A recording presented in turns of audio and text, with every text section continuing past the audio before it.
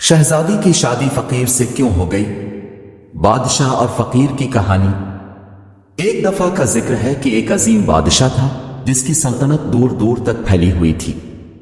इसकी एक खूबसूरत और नेक दिल शहजादी थी जिसे बहुत से शहजादों और अमीरों ने शादी का पैगाम भेजा, लेकिन शहजादी हमेशा खामोश रही और किसी को कबूल न किया।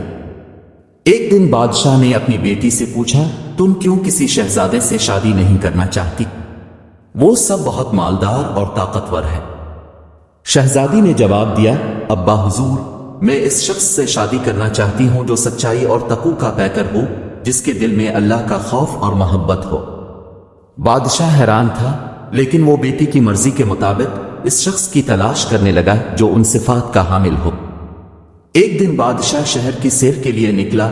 वहां उसने एक फकीर को देखा जो मस्जिद के दरवाजे पर बैठा कुरान की तिलावत कर रहा था। बादशाह ने इससे बात की तो मालूम हुआ कि वो एक इल्म और हिकमत से भरा हुआ शख्स है जो अपनी जिंदगी सादगी और अल्लाह की इबादत में गुजारता है।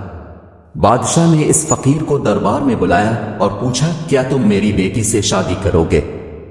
फकीर ने आजिजी से कहा, मैं एक फकीर हूं, शहजादी जैसी शान व शौकत वाली लड़की से शादी का अहल नहीं हूं। बादशाह ने कहा, मेरी बेटी का इंतखाब तुम्हारे तकू और इल्म के लिए है, न कि तुम्हारे माल और दौलत के लिए। फकीर ने अल्लाह की रजा को कबूल करते हुए इस पेशकश को कबूल कर लिया और यूं शहजादी की शादी फकीर से हो गई। अखलाकी सबक।